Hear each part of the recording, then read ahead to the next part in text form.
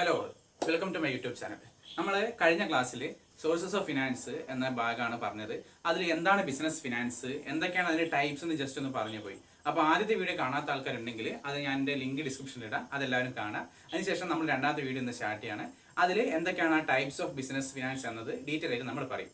ആദ്യത്തെ long term finance, രണ്ടാമത്തത് medium term, മൂന്നാമത് ഷോർട്ട് ടേം. ഓക്കെ, നമുക്ക് വീഡിയോ സ്റ്റാർട്ട് ചെയ്യാം. So, on the basis of period and purpose, we can classify the business finance or finance into three types. The first one is long-term finance. As the name states, it is a fund related with the period of long term. The period long term here includes 5 years or more. അതായത് ഒരു business ഫിനാൻസിൽ നമ്മൾ മൂന്നാക്കി തരംതിരിക്കുമ്പോൾ ആദ്യത്തത് long term finance എന്ന് പറയാം. Long term finance എന്ന് പറയുമ്പോൾ 5 അതിൽ കൂടുതലോ വർഷം കാലം നമുക്ക് ഉപയോഗിക്കുന്ന ഫണ്ടിനെയാണ് നമ്മൾ ലോങ് ടേം ഫിനാൻസ് എന്ന് പറയുന്നത്. So it is required for procuring fixed assets such as land and building, plant and machinery etcetera. അതായത് ഇത്തരത്തിലുള്ള ലോങ് ടേം ഫിനാൻസ് നമ്മൾ യൂസ് ചെയ്യുന്നത് ഫിക്സഡ് അസറ്റ്സുകൾ വാങ്ങിക്കാൻ വേണ്ടിയിട്ടാണ്. ഫിക്സഡ് അസറ്റ് എന്ന് പറയുമ്പോൾ എന്താണെന്ന് എല്ലാവർക്കും അറിയാലോ. ഫിക്സഡ് അസറ്റിൽ പെടുന്നത് land and building, plant and machinery തുടങ്ങിയ കാര്യങ്ങളൊക്കെയാണ്. അപ്പോൾ ഈ കാര്യങ്ങളൊക്കെ വാങ്ങാൻ, അതായത് ഈ ഫിക്സഡ് അസറ്റ്സ് ഒക്കെ പ്രൊക്യൂർ ചെയ്യാൻ വേണ്ടിയിട്ടാണ് നമ്മൾ ഈ ലോങ് ടേം ഫിനാൻസ് യൂസ് ചെയ്യുന്നത്. അപ്പോൾ 5 അതിൽ കൂടുതലോ വർഷമോ ആവശ്യമായി വരുന്ന ഫണ്ടിനാണ് നമ്മൾ ലോങ് ടേം ഫിനാൻസ് എന്ന് പറയുന്നത്. അപ്പോൾ നമ്മൾ ലോങ് ടേം ഫിനാൻസ് എന്താണെന്ന് മനസ്സിലാക്കി. ഇനി ഇതിനെ സ്വാധീനിക്കുന്ന ചില ഘടകങ്ങളുണ്ട്, അതാണ് നമ്മൾ പഠിക്കേണ്ടത്. That means the factors which determine long term finance. The first one is nature of business. The nature of business or character of the business we are dealing determines how much amount of or how much fund we needed to procure the fixed assets. We told that the long term finance is used for fixed asset procuring and the land, machinery, etc. So if it is a manufacturing unit or it is a unit concerned with manufacturing, it requires large amount of fund. That means it requires large amount of fixed capital. Okay. The second one is size of the business. The size of the business or the scale of operation. If the business operates in a large scale, the business unit needs large amount of fund or it requires long-term finance in huge amount. If it is a small scale business, it requires less amount. അതായത് നമ്മൾ പ്രവർത്തിക്കുന്ന ബിസിനസ്സിൻ്റെ സ്വഭാവവും ആ ബിസിനസ്സിൻ്റെ വലുപ്പവും അനുസരിച്ചിരിക്കും നമുക്ക് എത്രത്തോളം ലോങ് ടേം ഫിനാൻസ് വേണമെന്ന് തീരുമാനിക്കുന്നത്. അതായത് ആ ബിസിനസ് ഒരു മാനുഫാക്ചറിങ് കൺസേൺ ആണെങ്കിൽ, പ്രൊഡക്ട്സ് പ്രൊഡ്യൂസ് ചെയ്യുന്ന ഒരു യൂണിറ്റ് ആണെങ്കിൽ അതിനെന്തായിരിക്കും സ്വാഭാവികമായിട്ടും വേണ്ടത്? വലിയ വലിയ മെഷീനറീസ് ഒക്കെ വേണ്ടതുകൊണ്ട് കൂടുതൽ എമൗണ്ട് വേണം, അതായത് കൂടുതൽ ഫണ്ട് വേണം. അപ്പോൾ ലോങ് ടേം ഫിനാൻസ് അവിടെ കൂടുതലായി വേണം. അടുത്ത പോയിന്റ് എന്ന് പറയുന്നത് size of business. Large scale operations നടത്തുന്ന ഒരു യൂണിറ്റാണ് നമ്മൾ നടത്തുന്നതെങ്കിൽ, അല്ലെങ്കിൽ നമ്മുടെ ബിസിനസ് എന്ന് പറയുന്നത് വലിയ വലിയ ഓപ്പറേഷൻസ് നടത്തുന്ന ബിസിനസ് ആണെങ്കിൽ കൂടുതൽ ഫണ്ട് വേണം. അതായത് ഫിക്സഡ് അസറ്റ്സ് വാങ്ങിക്കാൻ വേണ്ടി നമുക്ക് കൂടുതൽ പൈസ ആവശ്യമുണ്ട്. സോ അവിടെ ലോങ് ടേം ഫിനാൻസ് ആണ് വേണ്ടത്.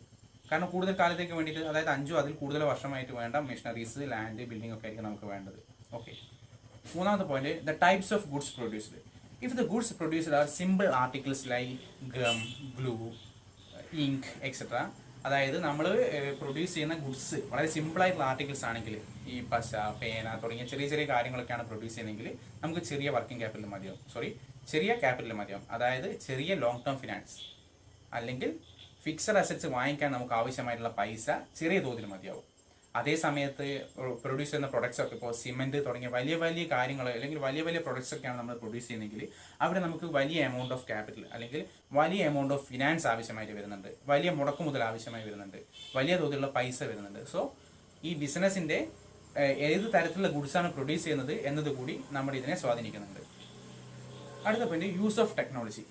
നമ്മൾ മനസ്സിലാക്കിയല്ലോ, ടെക്നോളജി വളരെയധികം വളർന്നുകൊണ്ടിരിക്കുകയാണ്. നമ്മൾ കഴിഞ്ഞ ക്ലാസ്സിൽ തന്നെ ആർട്ടിഫിഷ്യൽ ഇൻ്റലിജൻസിനൊക്കെ ഒന്ന് സൂചിപ്പിച്ചില്ലേ, അതേ ടെക്നോളജി വളർന്നു വരുന്നു. If the business is using high end technologies, അതായത് നമ്മളുടെ ബിസിനസ് ഹൈ എൻഡ് ടെക്നോളജീസ് ആണ് യൂസ് ചെയ്യുന്നതെങ്കിൽ we requires or the business requires large amount of fixed capital or large amount of fund is needed to procure the fixed capital or fixed asset. അതായത് നമ്മുടെ fixed asset വാങ്ങിക്കാൻ വേണ്ടി ധാരാളം fund ആവശ്യമായി വരുന്നു. എപ്പോൾ നമ്മൾ വളരെയധികം കൂടുതലായിട്ട് ടെക്നോളജി ഉപയോഗിക്കുകയാണെങ്കിൽ, വലിയ വലിയ ടെക്നോളജി ഉപയോഗിച്ചിട്ടാണ് നമ്മൾ പ്രൊഡ്യൂസ് ചെയ്യുന്നതെങ്കിൽ നമുക്ക് വേണ്ടി വരുന്നത് വലിയ എമൗണ്ട് ഓഫ് ക്യാപിറ്റൽ, വലിയ എമൗണ്ട് ഓഫ് ഫണ്ട് നമുക്ക് ആവശ്യമായി വരുന്നുണ്ട്. Okay. And last point is manner of acquisition of fixed assets. നമുക്ക് ഫിക്സഡ് അസറ്റ്സ് പല രീതിയിൽ അക്വയർ ചെയ്യാം.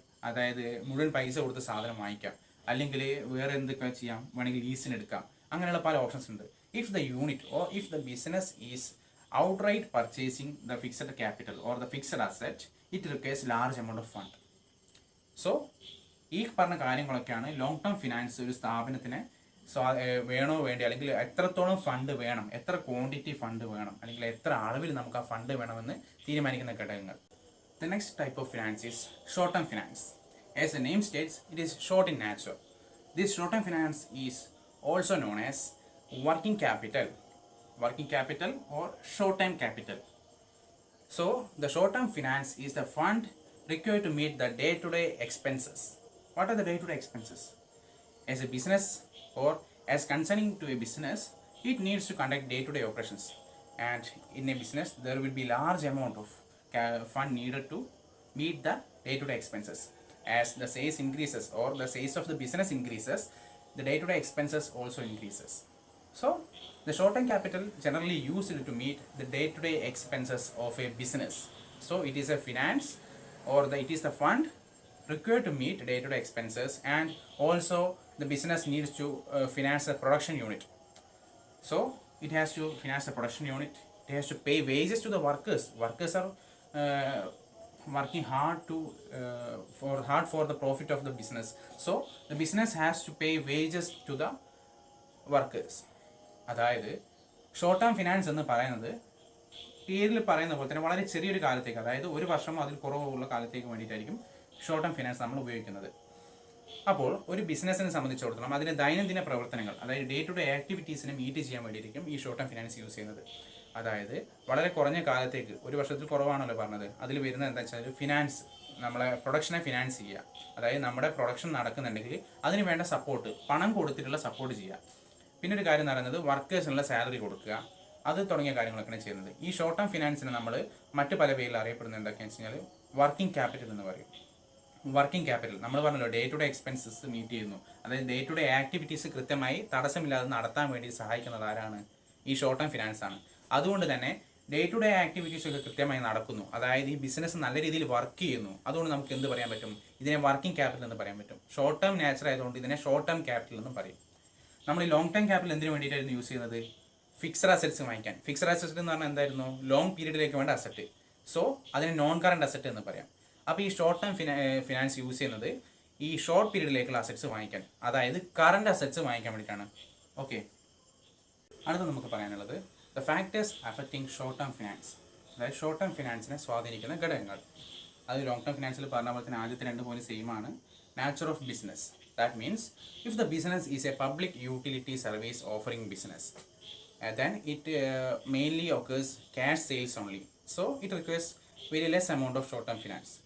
Otherwise, if it is a manufacturing unit, it requires larger amount of short term finance. അതായത് ഇത് public utility സർവീസുകൾ offer ചെയ്യുന്ന business ആണെങ്കിൽ അതിന് വളരെ കുറഞ്ഞ എമൗണ്ടിലുള്ള, അതായത് വളരെ കുറഞ്ഞ അളവിലുള്ള ഷോർട്ട് ടേം ഫിനാൻസ് മതി.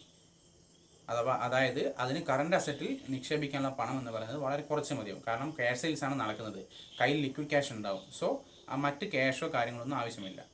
അടുത്തൊരു പോയിന്റ് എന്ന് പറയുന്നത്, അതിൽ മാനുഫാക്ചറിങ് യൂണിറ്റ് ആണെങ്കിൽ, അതായത് മാനുഫാക്ചറിങ് നടത്തുന്ന യൂണിറ്റ് ആണെങ്കിൽ അവിടെ ഉണ്ടാകുന്നത് സ്വാഭാവികമായിട്ടും ഹയർ എമൗണ്ട് അല്ലെങ്കിൽ ഹൈ കറണ്ട് അസറ്റ് ഇൻവെസ്റ്റ്മെൻറ്റ് വേണ്ട രീതിയിലുള്ള ബിസിനസ്സാണ്. സോ അവിടെയാണ് നമ്മൾ ഷോർട്ട് ടേം ഫിനാൻസ് നോക്കുന്നതെങ്കിൽ അവിടെ കൂടുതൽ അളവിൽ വേണം.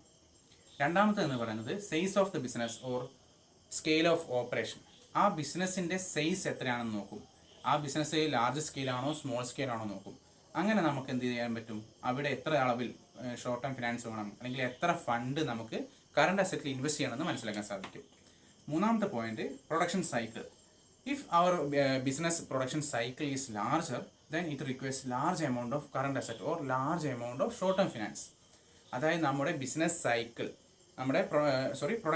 പ്രൊഡക്ഷൻ സൈക്കിള് വളരെ വലുതാണെങ്കിൽ, അതായത് ഒരു പ്രൊഡക്റ്റ് പ്രൊഡ്യൂസ് ചെയ്യുന്നതിന് എടുക്കുന്ന പ്രൊഡക്ഷൻ ടൈം വളരെ കൂടുതലാണെങ്കിൽ അവിടെ കൂടുതൽ എമൗണ്ട് ഓഫ് കറണ്ട് അസറ്റ് വേണം, അല്ലെങ്കിൽ കൂടുതൽ amount of short term finance വേണം. നാലാമത്തെ പോയിന്റ് വർക്കിംഗ് ക്യാപിറ്റൽ സൈക്കിൾ. നമുക്ക് വർക്കിംഗ് ക്യാപിറ്റൽ സൈക്കിൾ നമുക്ക് എങ്ങനെയാണ് പറയുന്നത് വെച്ചാൽ, the first stage it is raw material, അതായത് നമ്മൾ കൊടുക്കുന്നത് റോ മെറ്റീരിയൽ ആയിട്ടാണ്. Then when we are entering into the production process or when we start the production process, we insert the raw materials, then it is called as input.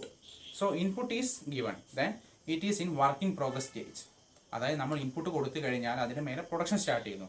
അങ്ങനെ production start ചെയ്ത് കഴിഞ്ഞാൽ അതിന് പറയുന്ന പേര് work in progress എന്നാണ്. അതായത് അത് raw material അല്ല ഇപ്പോൾ, അതിന് മേലെ പ്രൊഡക്ഷൻ സ്റ്റാർട്ട് ചെയ്തു, എന്നാൽ അത് ഫിനിഷ്ഡ് ഗുഡ്സ് ആയോ? അതുമില്ല. അതുകൊണ്ടാണ് നമ്മൾ എന്ത് പറയുന്നത്, അതിന് രണ്ടിന് നടുവിലുള്ളതുകൊണ്ടാണ് വർക്ക് ഇൻ പ്രോഗ്രസ് എന്ന് പറയുന്നത്. ഫിനിഷ്ഡ് ഗുഡ്സ് ആവാൻ വേണ്ടി വെയിറ്റ് ചെയ്യുന്നു. സോ റോ മെറ്റീരിയൽസ് അതിൽ നിന്ന് ഫിനിഷ്ഡ് ഗുഡ്സ് വർക്ക് ഇൻ പ്രോഗ്രസ്സിലേക്ക് എത്തി. അതിനുശേഷം എല്ലാ പ്രൊഡക്ഷൻ പ്രോസസ്സും കംപ്ലീറ്റ് ആകുമ്പോൾ എന്താവും, അത് ഫിനിഷ്ഡ് ഗുഡ്സായി മാറും. ഓക്കെ, ഫിനിഷ്ഡ് ഗുഡ്സായി മാറിക്കഴിഞ്ഞാൽ നമ്മുടെ കയ്യിലുണ്ട്. അതിനുശേഷം നമ്മൾ എന്ത് ചെയ്യും, then we go for sale, then we make A sale. നമ്മളിത് വിൽക്കും.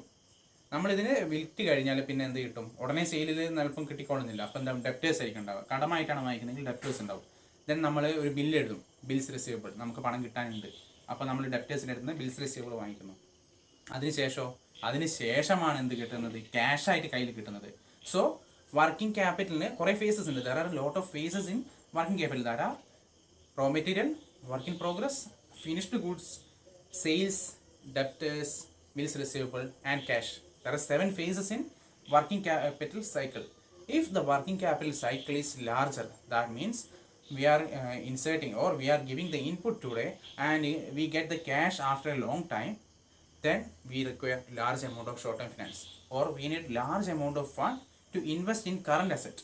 അതായത് നമ്മുടെ കയ്യിൽ ഇപ്പോൾ ഒരു റോ മെറ്റീരിയൽ ഉണ്ട്, നമ്മളത് പ്രൊഡ്യൂസ് ചെയ്യുന്നു, അത് ഫിനിഷ്ഡ് ഗുഡ്സായി കിട്ടുന്നു, ഔട്ട്പുട്ടായി കിട്ടുന്നു, നമ്മളത് സെയിൽ നടത്തിയതിന് ശേഷം നമ്മുടെ കയ്യിൽ ക്യാഷ് കിട്ടാൻ വേണ്ടി കുറേ സമയം എടുക്കാമെന്ന് വിചാരിക്കുക.